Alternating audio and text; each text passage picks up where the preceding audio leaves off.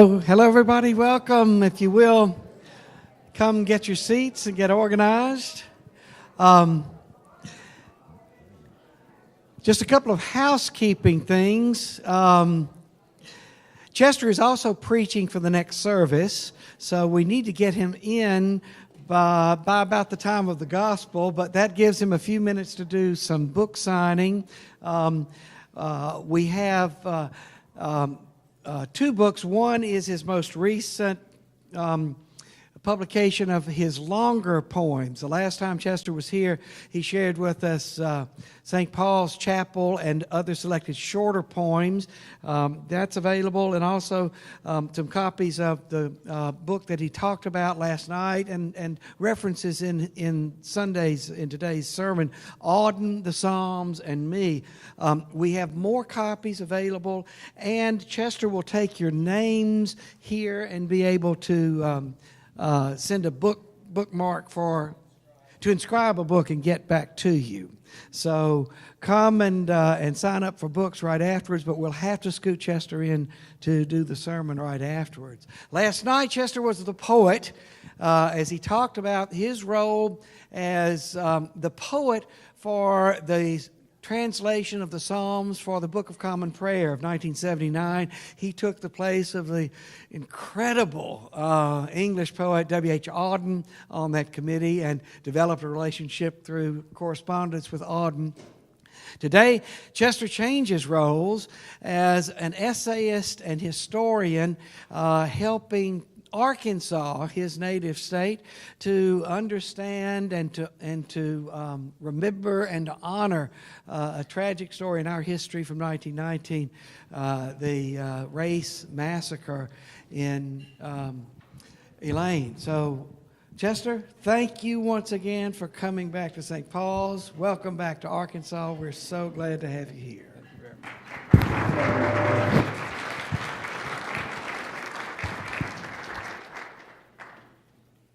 Thank you, Lowell. Good morning. Okay. Can you hear me? Everything okay? Way in the back, can you hear me?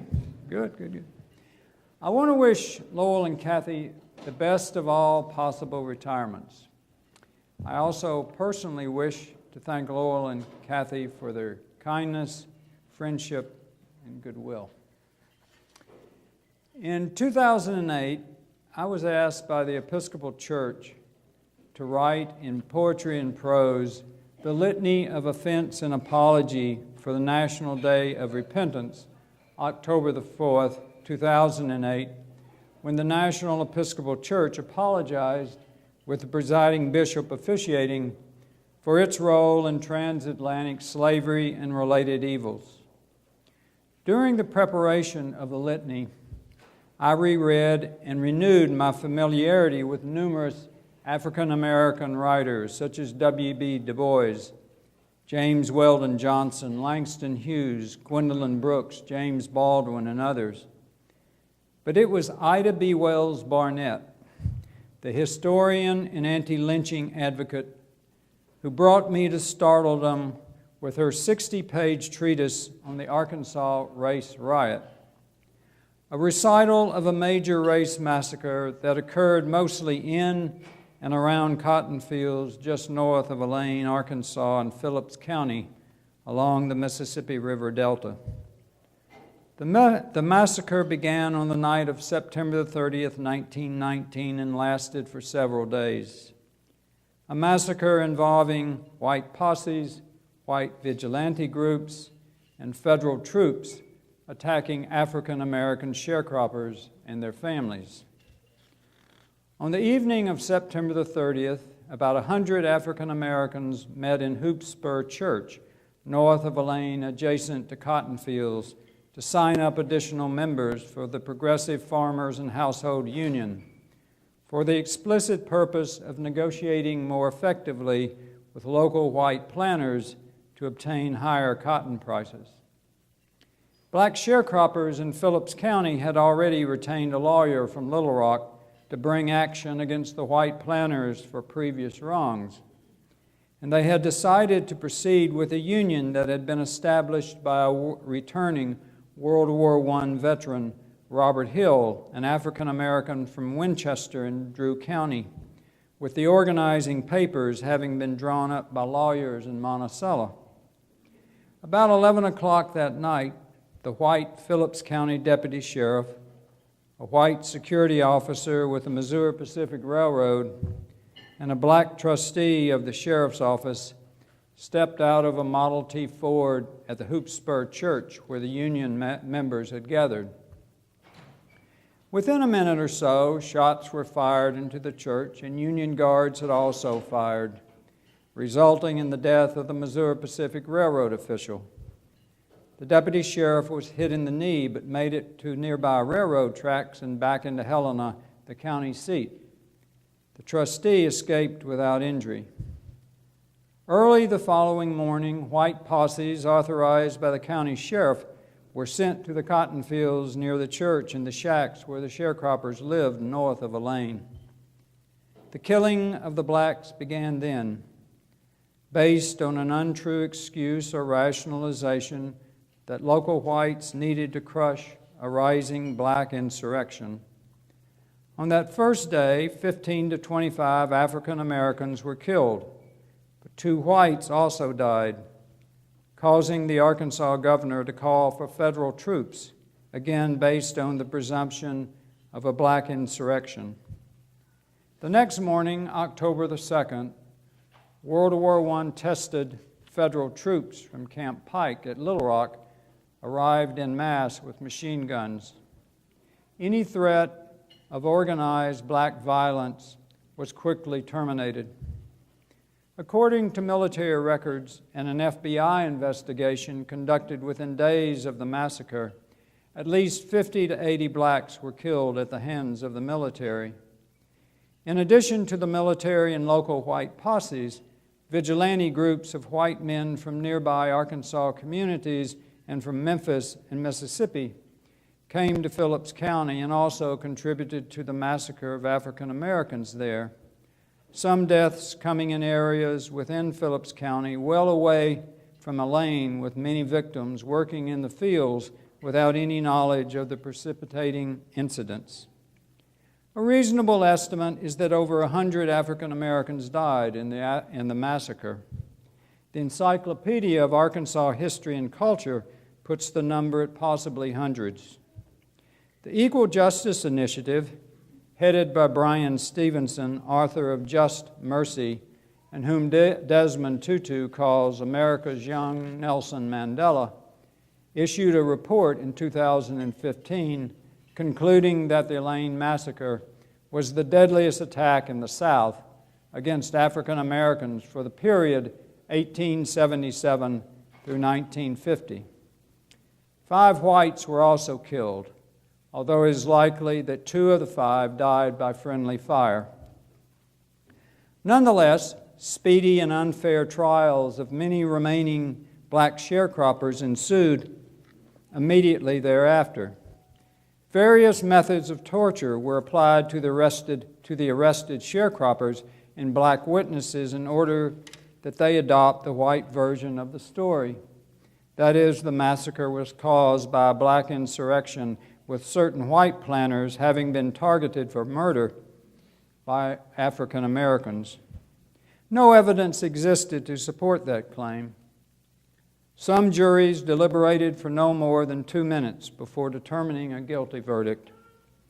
Local leaders of the Inchoate Sharecropper Union received especially severe punishment in sentences. On November the 21st, 18 days after the first trial of the sharecroppers began, 74 black prisoners left Helena by train. 62 headed to Cummins State Farm for lesser crimes, and 12 more to the Walls Penitentiary near Little Rock, where 6 were to be executed on December the 27th and 6 more on January the 2nd. 2 features about the massacre cause it to be considered the racial conflagration that changed America. We've talked about one of them, that is, the sheer number of African Americans who died in the onslaught. The second, which we will discuss briefly, is the case of Moore versus Dempsey that arose out of the massacre, Moore being one of the black sharecroppers convicted of murder, and Dempsey being the warden of the state penitentiary. The 14th Amendment to the U.S. Constitution, passed with requisite state approvals by 1868, called for due process and equal protection under the law. However, for the next half-century, the U.S. Supreme Court determined that the civil rights of individuals fell to the province of individual states. However, an extraordinary and dedicated African-American lawyer from Little Rock named Scipio Africanus Jones, attorney for the sharecroppers, together with Associate Supreme Court Justice Oliver Wendell Holmes and the NAACP, meant to change that view of the court. And in 1923, the Supreme Court found for the first time that the federal government had a responsibility to ensure equal protection under the law for all its citizens, with Moore versus Dempsey being the precedent-setting case decided in favor of the sharecroppers. In 2014, Cambridge University Press published a book entitled Civil Rights and the Making of the Modern American State that discusses the importance of the massacre and the resultant Supreme Court decision on the course of United States history. The author of this book, the scholar Megan Ming Francis, wrote, quote, "For many, Moore versus Dempsey was shocking. Mob-dominated trials and hastily issued death sentences for African American defendants had been widely accepted practices in the South ever since the legal end of slavery. Moore versus Dempsey marked a turning point in legal discourse about constitutional rights due to the Supreme Court's willingness to intervene in unjust state criminal court proceedings." Close quote. It is indeed hard to imagine civil rights in all of its various forms having any prospect for success without the federal guarantee of equal protection under the law of the 14th Amendment. Do you realize that when the U.S. Supreme Court moved from the nation's capital across the street to its own building in 1935, the court had inscribed above the entrance to its building these words echoing the 14th Amendment and Moore versus Dempsey, quote, "Equal justice under law." Those Elaine sharecroppers had quite an effect. When I first learned of the massacre by reading Ida B. Wells Barnett's account, I began to research it more thoroughly by also reading Griff Stockley's two books, Robert Whitaker's extensive version in On the Lapse of Gods, and articles by people like Professor Wayne here at the university. I reached out to high school classmates to discover what they knew about the Elaine Race Massacre. Nothing. I grew up in Monticello, where the legal papers were developed for the creation of the Progressive Farmers and Household Union. Monticello was located only one county away from Phillips County, site of the massacre. I took Arkansas history in school. I read much Southern history. Further, after the assassination of Martin Luther King Jr. and near the height of the Civil Rights Movement, I left New York City, went back to Monticello, and before local integration of the public school system, taught in the all-African American public school there. Based on these experiences, one could rightly assume I should know much of the history of race relations in that part of Arkansas. I knew nothing about Elaine. How could this crucial event in American history be so well hidden? How could silence about it prevail? I still don't have an answer to those questions. However, one does not need to worry about any lack of attention now being given to the Elaine Race Massacre. 5 years ago, I could Google and did this event, and a couple of pages of items would pop up.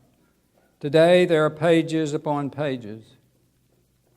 Following the report from the Equal Justice Initiative I mentioned earlier, the New York Times featured an article on the report's conclusions highlighting Elaine. Later, the Los Angeles Times publishes an article on mass killings in the United States, and the Elaine massacre is featured. Additionally, Cambridge University Press publishes its book on Moore versus Dempsey, which I've already discussed. Then most recently, the Black Lives Matter movement decided several months ago to align its scheduled march with the 98th anniversary of the Elaine Race Massacre by holding the march in Washington, D.C. on September the 30th. The world's attention is focused on Elaine, and I do not see any dilution as we approach the centennial. My father died when I was 1, and my mother didn't do particularly well for a few years, so I lived with my maternal grandparents, Hattie and Lonnie, until about the time I started first grade. Lonnie had recently retired from the Missouri Pacific Railroad and occupied virtually all of his time taking care of me. I recall many hours sitting on his lap on the front porch, watching cars and people go by. We celebrated birthdays and holidays together. When I fell down, he picked me up and gently assuaged my scrapes and bruises. There's a single dominant figure in my memory from those early years, Lonnie. I never once remember his raising his voice nor correcting anything I ever did. In 1919, at the time of the Elaine Race Massacre, Lonnie worked as a railroad engineer for the Missouri Pacific Railroad in Magee, where he also lived with his growing family within Desha County, immediately south of Phillips County. He also had an interest in the family farm located in the northern part of Desha County, not far from the Phillips County line. Magee was the hub for the railroad company's operations in that part of Arkansas and was the launching point for most who would make their way to Elaine, including the federal troops from Camp Pike. It had been no secret Lonnie belonged to the Ku Klux Klan. Stories circulated within the family how he rose some nights and put on his sheet and hood, coming back later, several hours later, never discussing what had transpired. Around the time of the integration of the Little Rock Central High School, and for no other reason than that, I guess, my mother casually mentioned to me that Lonnie had participated in what she called a well-known race riot while in the employ of the Missouri Pacific Railroad. Later on, she editorialized from time to time how Lonnie traveled on a train from Magee to the battle between the races, and how the place of bloody engagement with the blacks had been around the railroad tracks and in and near cotton fields. Many blacks were killed. Looking back on the history of the time when the Elaine Race Massacre occurred, what other so-called race riot had there been near Magee, except for Elaine? There weren't any. Yes, history disclosed there were lynchings or the burning alive of African Americans about that time in Star City, Monticello, Magee, and Lake Village within southeast Arkansas, but no massacre or riot, as she called it, except for Elaine. In a 4-part article I wrote in 2012 for a literary journal, I used a conditional word for Lonnie's likely role in the massacre.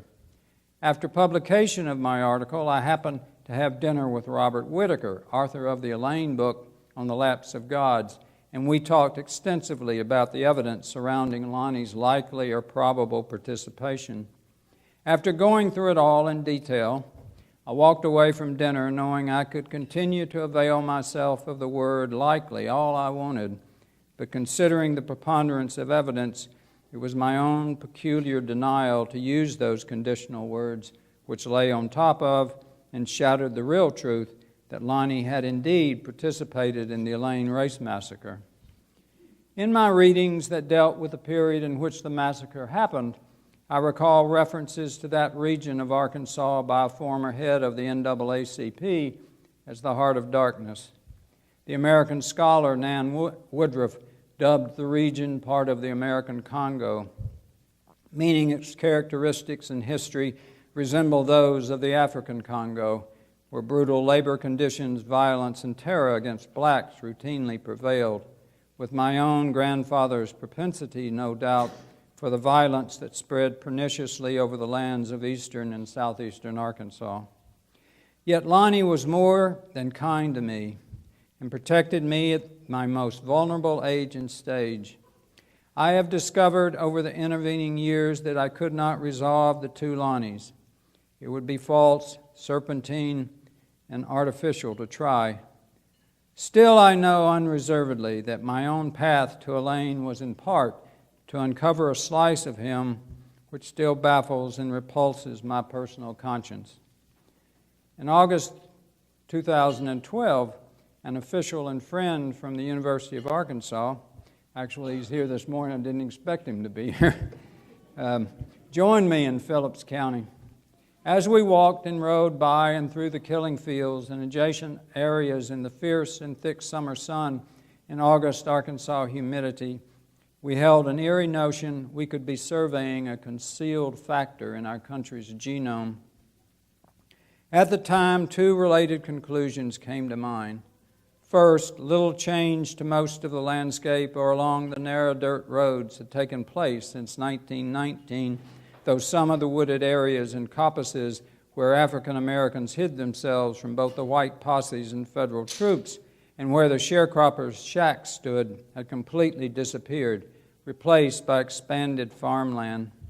Second, for most of the 100 years since 1919, no one intended to set an historical reminder around those rows north of Elaine, a marker of explanation, a monument, a memorial of any kind, so future generations could know with a degree of certainty that several whites and more than 100 and perhaps hundreds of African Americans died in humble and unremarkable fields and in like spaces within Phillips County as part of one of the most important racial attacks in our country's history.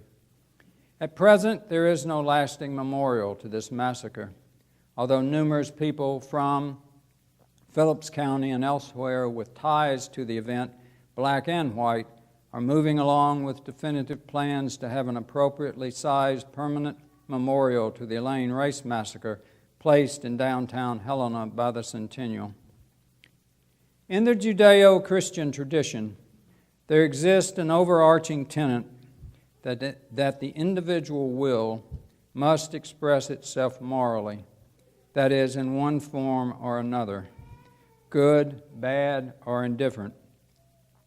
In this respect, the most immediate and constant form of expression of that morality lies in the social dimension or our behavior toward each other, not because our neighbors are simply ciphers for God, but because we are all individually worthy of love. An obstacle to this higher moral achievement in our expressions toward one another in America, generation after generation, consists of that implacable racism rising repeatedly, 400 years and going strong. Why don't we learn? Why can't we learn? Why won't we learn? Rosanna Warren, daughter of the famous Southern writer Robert Penn Warren, and a renowned writer in her own right, wrote me about this very problem some time ago, saying, quote, "In the face of our monstrous amnesia, we need to keep refreshing our sense of the human." In a much related comment, the philosopher Soren Kierkegaard wrote over 150 years ago that one generation does not learn anything genuinely human from a past generation. In other words, we have to learn anew in each generation that which is genuinely human. That is what we must and can do. That is our grace. Otherwise, we are continually plagued by that eternal no, N-O, which we may call evil or sin, if you will, of which racism is an elemental part. Thank you.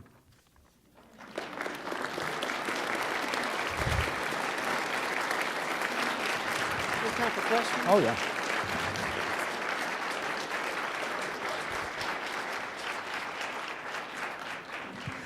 Got a few minutes for questions, thoughts, comments. Oh, yeah. Scott, you've got to have a comment or a question. Yeah.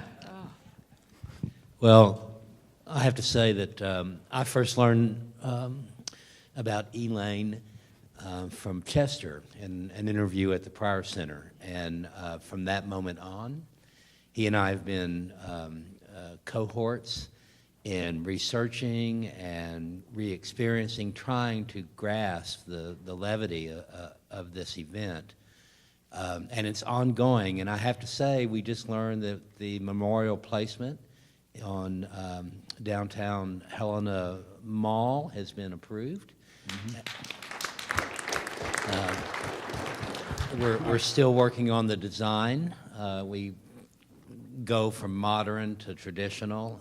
I don't know how it's going to look yet, but it will be there, and it's the placement is actually between the old federal courthouse and the new federal courthouse, and so it was in that old federal jail that many were tortured, and it's very real to me personally, because some of the folks that I've interviewed, just as residents of Helena, their parents played a role or were involved in one way or another with this. And it is suppressed. No one likes to talk about it in Helena or Phillips County. And believe me, anytime I travel there and I'm doing an interview, I ask about their knowledge, and everyone has the amnesia, or it's been suppressed, or their parents didn't want to talk about it. And so it is unbelievable to me that not more is known about it, or it's not accepted. So I think Chester is probably the most elegant spokesman about the Elaine massacre, and I think he will continue in that role. I think we will lean on him to be the voice of reason, and our goal is reconciliation, that we feel like it can't be reconciled until it is established that this happened, and you have to understand it, and you have to forgive. So thank you, Chester. Scott. Thank you. And There's I some- know I'm I sorry. would like to be at the Centennial. Do you know any more about dates? That the 30th is a Monday No, in 2019? actually, yes, it is a Monday, and so we have, it's scheduled for September the 29th, Yeah. 2019. That's a Which, Sunday. that's on a Sunday, but we're declaring that that's the centennial. Barry? I was born in Germany, and I have friends and who know that their parents took part in the crimes of the Nazis, 2 generations ago. My family was persecuted by the Nazis. My grandfather was arrested twice. He was a social democrat, but my father's an American, and I went to high school in Jonesboro in eastern Arkansas. I graduated in 1980. Of course, I had a math teacher from Moline, a white. She was white. I had a coach from Hughes, who was white. I was living in Germany in 1999 when I first heard about. The Germans have done all they can to become a part of the world community by admitting to the crimes. This area around Elaine, Hoop Spur, Helena should be a national monument. We need more than just what we're doing now. We really have to, as citizens of Arkansas, have to push our congressional delegation. Of course, Trump's shrinking national monuments now, but this really should be an American project. All right. If you don't mind, I'm going to put this in parentheses, because this is what you raise is an important issue. We actually, the National Park Service has 413 spots throughout the country. There's not one that deals with lynching. Now, Brian Stevenson, I don't know if y'all know who he is. Yes. Good. Well, Brian Stevenson has taken on this project, not Elaine, but of putting markers up where lynchings have occurred throughout Alabama, but also encouraging. And he actually interceded on behalf of our group with the National Park Service. There's not one, as I said, not one Park Service site that deals with lynching. And we had the superintendent of National Park Service down to Phillips County, And they were very excited about it. But then we had a change in administration, and obviously, well, I'll just say it the way it is.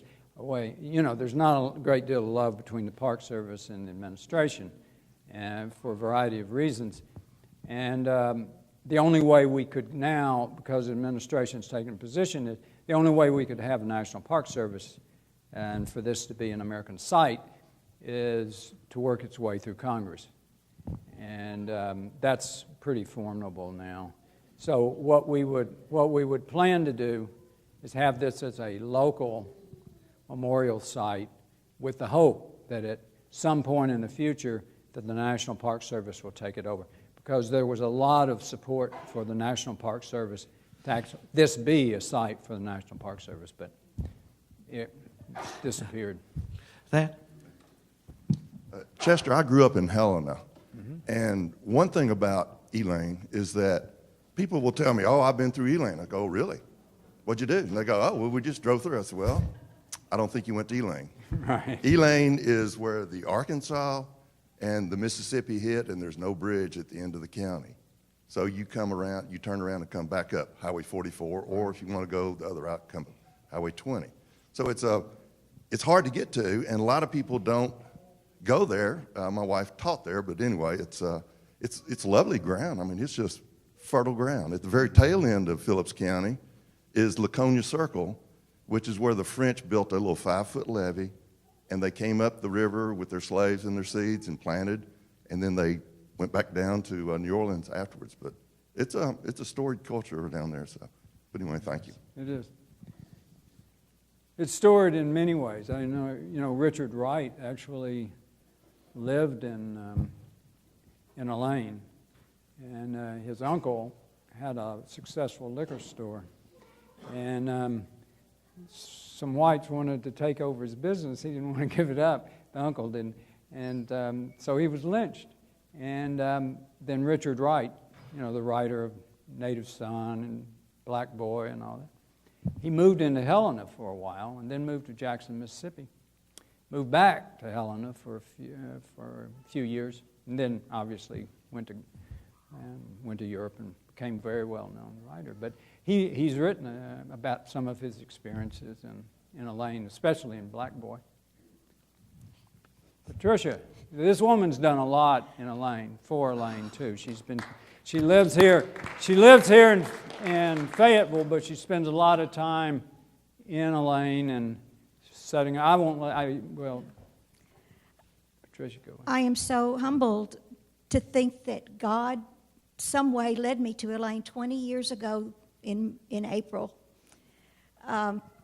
I had been visiting Elaine and working with the children for 7 years before I heard a word about the 1919 massacre, and I learned that from a film festival at the University of Arkansas.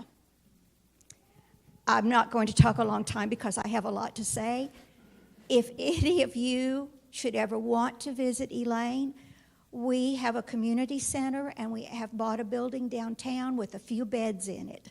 So if you want to contact me, I can help you find a cheap place to stay, or you can go stay in a really nice place in Helena. Thank you. Thank you so much for your work, too. Let's see. I saw. Okay.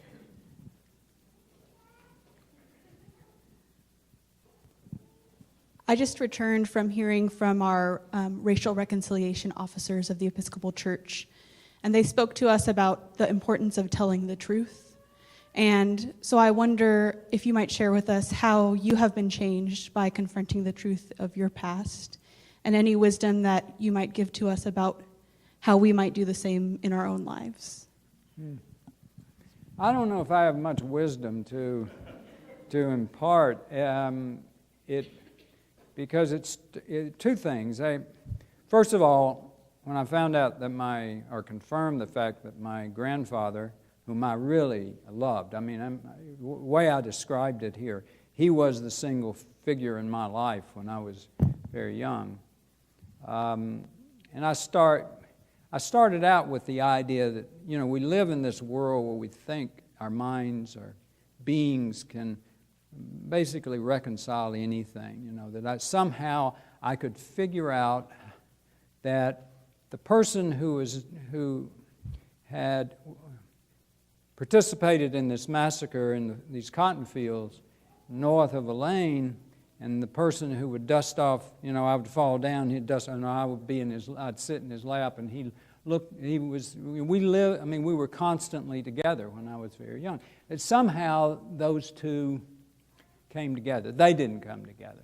I eventually said they don't come together. They're separate in my own mind, being they're two separate people. One I have no idea about. I cannot express or otherwise understand how he could do what he did. On the other hand, he may have been the most loving and caring person that I knew when I was growing up. And you really don't reconcile those two things. They are completely separate.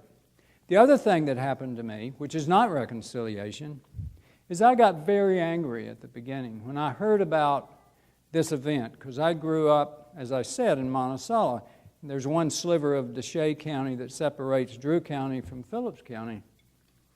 And yet I knew nothing about it. And I reached out to high school classmates. They didn't know anything about it. How did this happen? How could we live as long as we did without knowing anything about this event? And there are all kinds of hypothetical reasons or whatever. So I don't think anger is exactly what you're expressing, want to hear in terms of reconciliation. But I was angry. But it helped to generate energy for me to begin to do the study and outreach to a number of people about this. And I don't know if that's a story, but that's about the best I can do. It occurs to me that the Truth and Reconciliation process that took place in South Africa after apartheid was, to a certain degree, very successful. They've had their problems since then, but is there any discussion, and do you think it would be valuable to suggest such a thing here? Well, in conjunction with the memorial, the physical memorial, we have had a series of educational forums in Phillips County, sponsored by the Delta Cultural Center. These were established to lead up to the centennial so that people in the county would know a lot more about what had happened, and also to create an environment for reconciliation. Our first one was held in April. This is our form of truth and reconciliation. And it was there were two of us who actually spoke. Sheila Walker, who is a descendant of victims in the massacre, and I spoke to a group, fairly large group in Helena, and about our experience, which we committed several years ago to reconciliation, the two of us, taking the two sides of, and actually, Robert Whitaker, who wrote On the Lapse of Gods, one of the books, and then Dr. Wayne, who's here, Jenny, right there, and she spoke in the fall. And then Robert Whitaker, who I said wrote On the Lapse of Gods, will be in the next couple of months. He will be. So we're moving, and actually it has gone fairly well. People have picked up on this. The Little Rock Central High School Museum chartered a bus for the April to get people from Central Arkansas over to Phillips County for the first event of this. We don't call it Truth and Reconciliation. It's more like Reflections and Reconciliation. But because we don't want to be dubious in our sort of way of handling this. We don't want to present ourselves as being as successful as Truth and Reconciliation in South Africa. We're trying to develop information, but there's a commitment to this, and there's just been an enormous. For example, now I'll go to somebody else, but the chief judge of the Eastern District of Arkansas is African American, and he lost a lot of ancestors in the massacre. He has a brother who is head of the Delta Culture Center, and they had no idea where their relatives were buried. A professor from the University of Arkansas in Little Rock has done an enormous amount of work locating the where their ancestors were buried or are buried, and it's pretty well determined how that happened. And so there are a lot of really very helpful developments that are occurring and in pursuit of what we may call truth and reconciliation, but we're not trying to overstate what we can accomplish. Thank you so much, Chester. Chester's offering the author's discount on his book of longer poems and on his book about taking the place of W.H. Auden on the Prayer Book Translation Committee for the Psalms.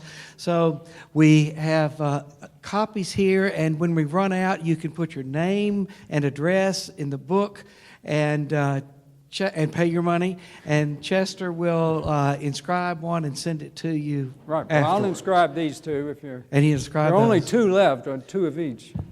So no riots on the way up to the books. Chester, thank you so No, much thank for you, this thank you. wonderful No, work no, that no, you're doing. it was great. Thank you. Thank you. God bless you. Thank you.